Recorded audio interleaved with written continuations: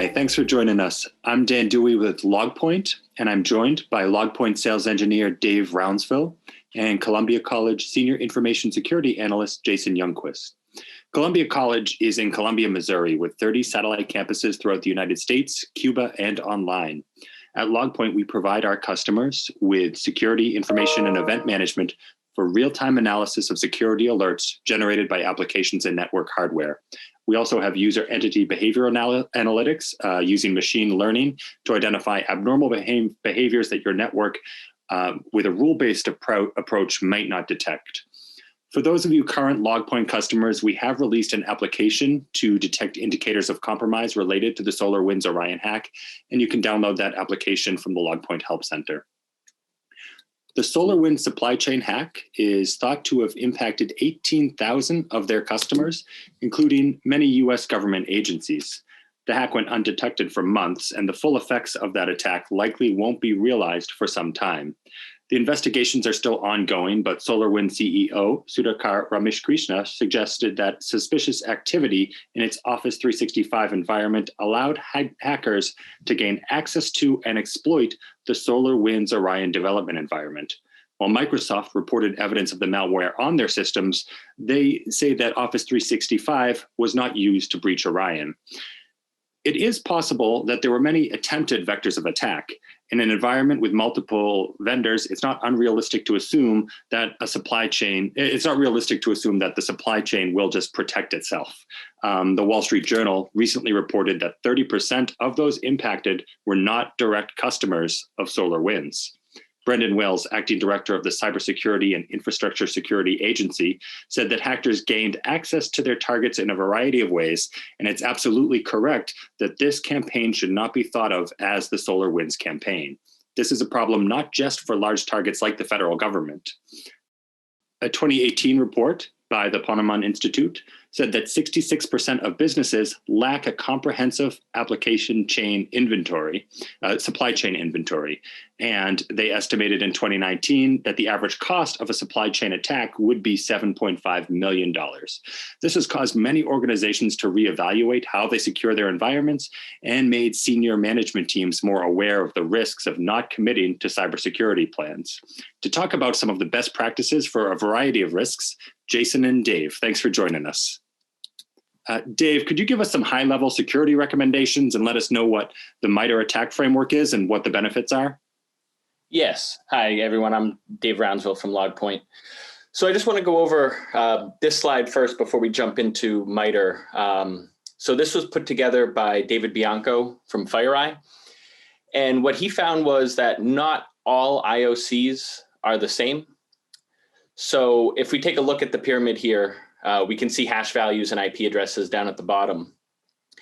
And the hash values, they're easy to look for, easy to give a definitive answer of detection, but they're pretty trivial to change.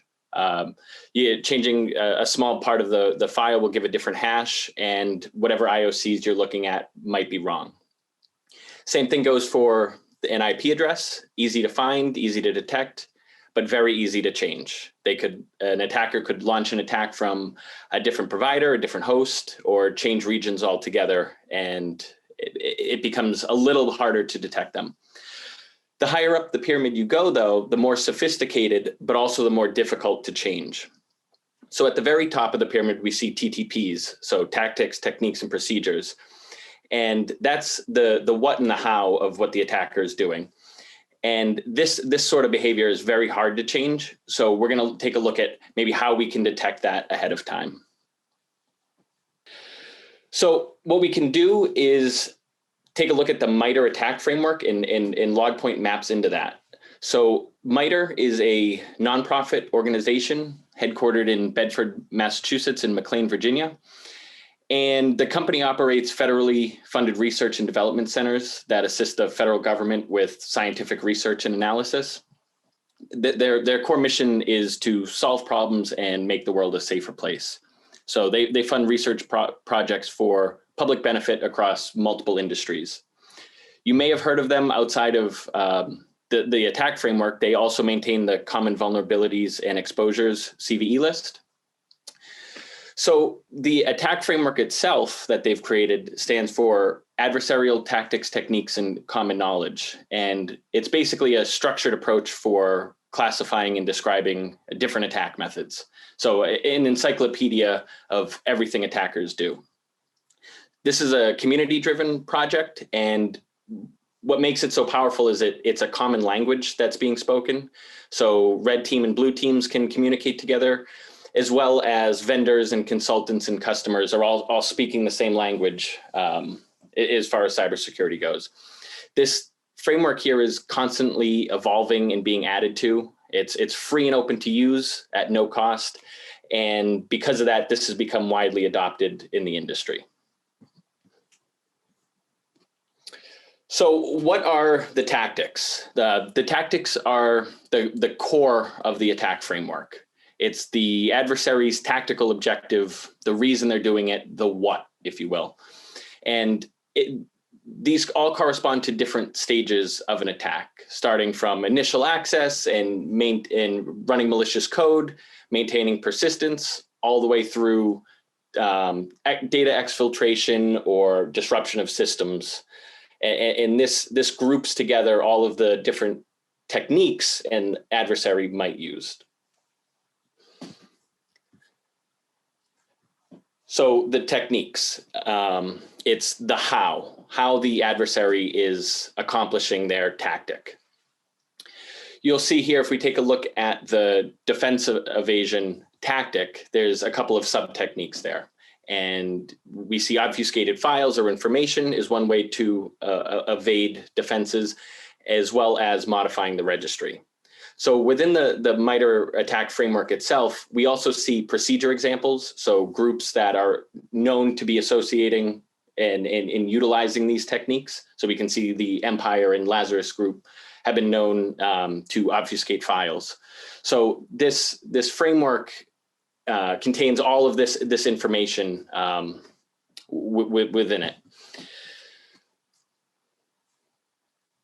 So some of the benefits of using this and mapping, like Logpoint has done, to the MITRE framework, it allows for faster detection and response. And this is because we're using a standard framework, making it easier for analysts to predict an adversary's next steps or get ahead and provide coverage for that.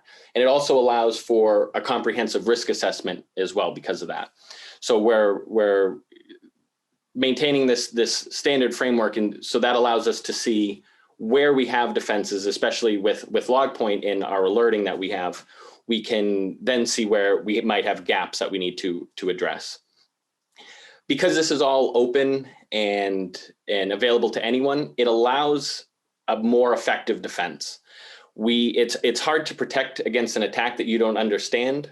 So the MITRE framework gives you that ability to understand exactly what an adversary may be doing. It also minimizes the skill gap. It helps junior analysts who don't have much experience, and it gives them a wealth of knowledge with this knowledge base, and they can figure out how to investigate and respond. It also can be used by any analyst in real time to learn more about tactics and techniques that they're witnessing and who those adversaries might be.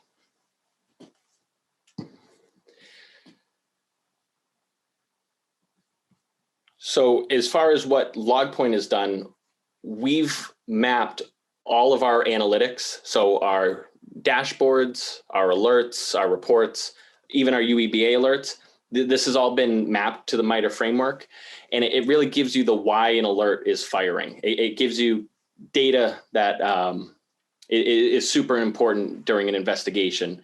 You can see here that we see the MITRE attack, the ID associated with specific techniques.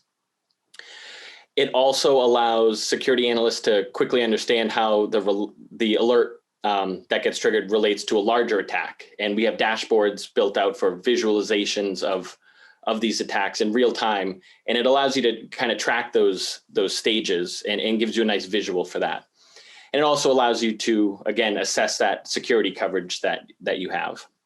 And then when it's time to communicate about maybe an attack or your findings, analysts can easily pull a report from Logpoint that includes the attack IDs and other pertinent information during an investigation.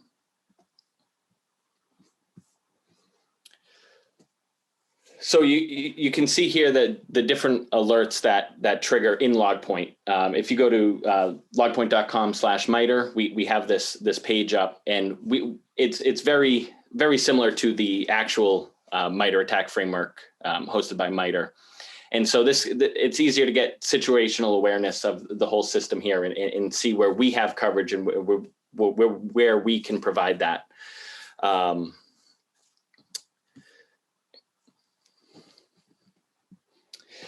And so if you're currently a Logpoint customer, you could go ahead and download the alert rules from our help center. We're constantly releasing new alert rule packs, and you can easily upload those into the alert rules section of Logpoint.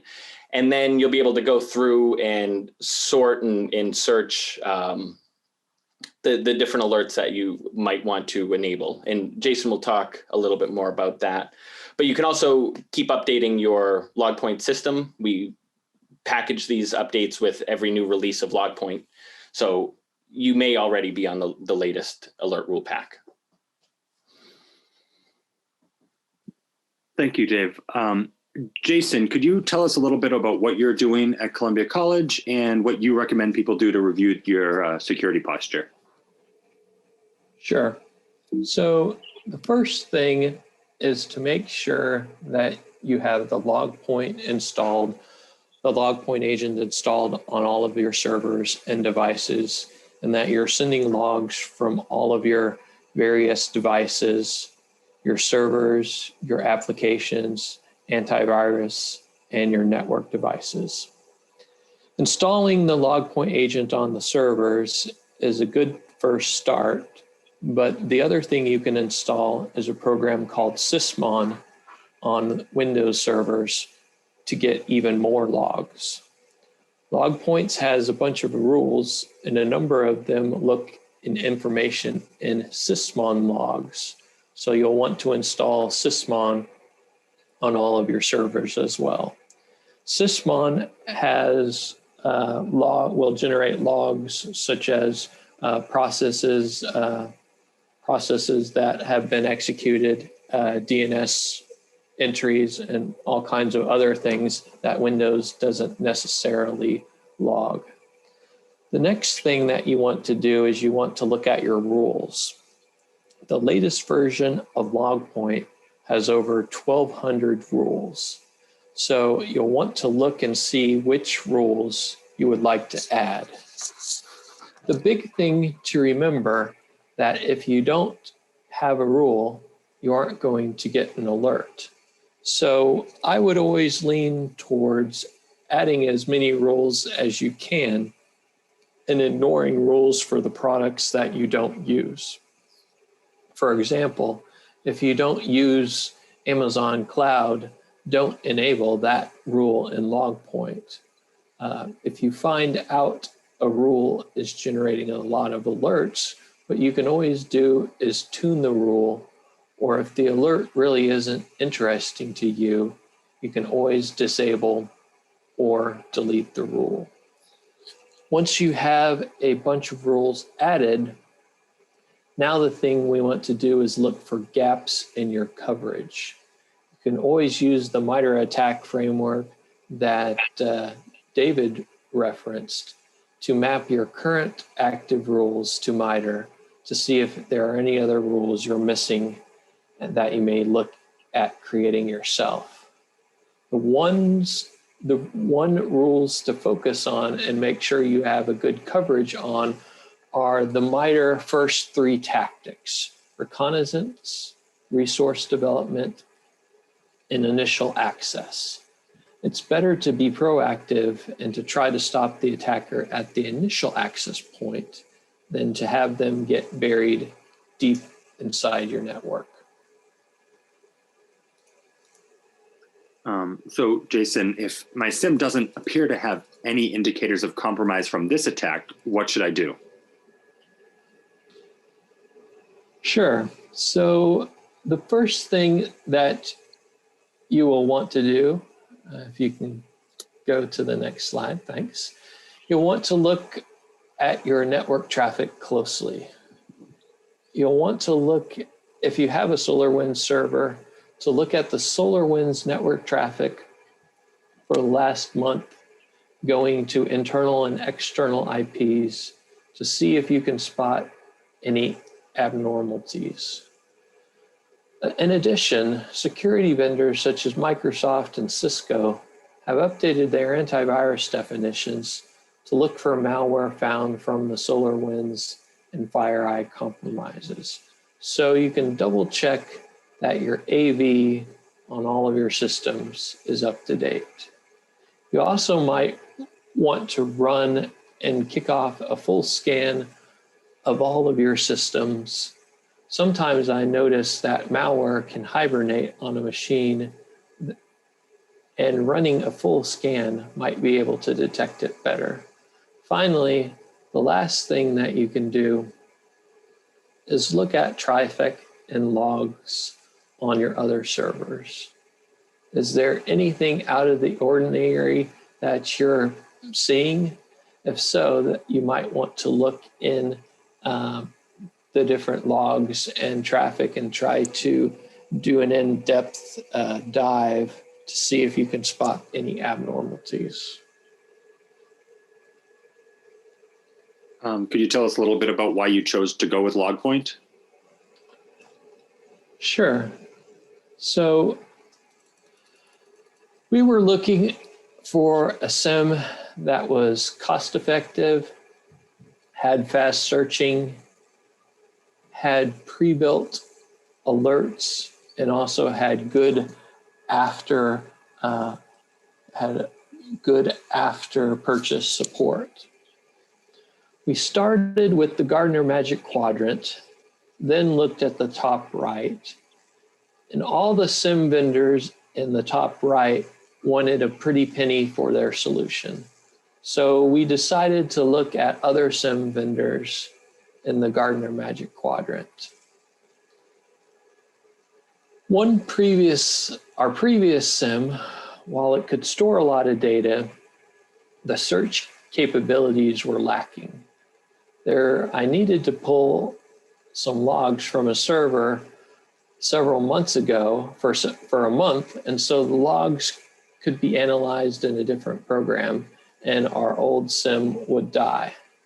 Thus, when it came to renew our contract, we decided to look at other SIM vendors. Yeah, so basically we were looking for a solution that needed to have fast searches, because our previous SIM, whenever we would do searches, for a month's worth of logs for a search, our previous SIM did not work well. So the next thing that we were looking for is a bunch of pre-built rules and alerts. I'm a one-man shop at Columbia College, and so I was looking for some pre-built rules and alerts I could easily import and then tune. Our previous SIM didn't have many alerts, and so I manually added a bunch. Like I said previously, this new version of Logpoint has about 1,200 rules, so I can easily import a bunch of those rules, and it saves me a lot of time. Finally, the last reason why we chose Logpoint was a vendor that had good support. SIMs, you purchase a SIM and it takes a lot of care and feeding, and so it's not something you can implement and just be done. I'm constantly tuning different rules to try to make sure to try to tune them out. And so one of the reasons why I went with Logpoint is I talked with another educational institution who was using Logpoint, and they said that the purchase support from Logpoint was great. So when it came down to Logpoint and another vendor, we were basically looking at two different vendors. The price after purchase support were key items that tipped the Logpoint over the edge, and why we decided to go with Logpoint. Thank you for that. I'm going to turn it over to the floor for any questions. I know we covered a lot of material right there. I do have one clarification question about how the searches are so much faster. Maybe Dave could handle that. What's the difference in the searching mechanism?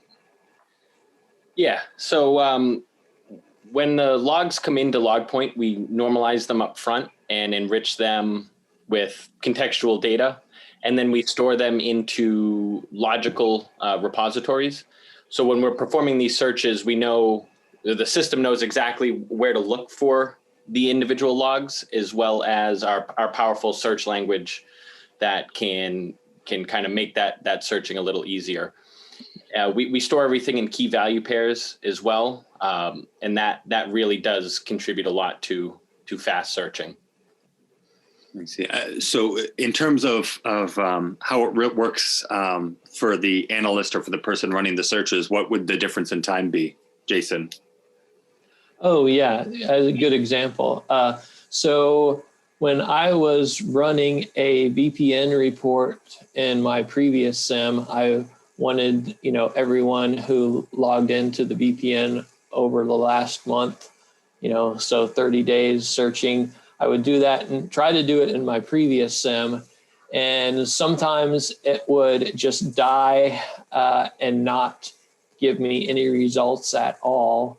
And other times it would take me, several hours to do. I might kick it off at, 8 a.m. in the morning, and, it might be done, after lunch. And so I did the same search in Logpoint, basically looking at our VPN activity over the last 30 days. And the same search in Logpoint took me, 2 minutes. And so, 2 minutes is something I can handle. Doing searching for, a search taking hours is not something that is fun. And so, I've been impressed with the searching capabilities of Logpoint and how fast, it actually is. Wow, that's a pretty significant difference. Well, thank you very much for filling us in on that. And thank you, everybody, for joining us. I hope it was informative. And please reach out to us if you have any further questions. Dave, thank you for joining us, and Jason as well from Columbia College. Thank you so much. No problem.